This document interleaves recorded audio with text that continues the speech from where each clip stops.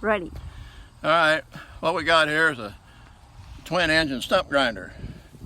And the reason we did this is because a 60 horsepower stump grinder costs $60,000.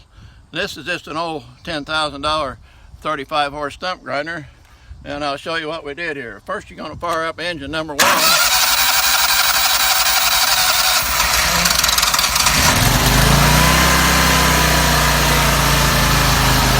Turn the key on for engine number 2.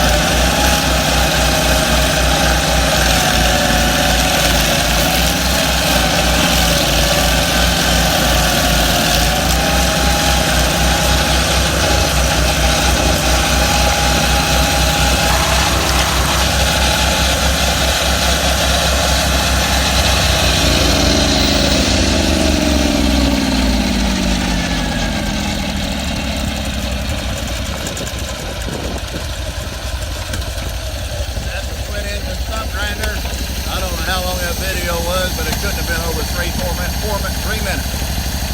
3 minutes for a 10-inch stump.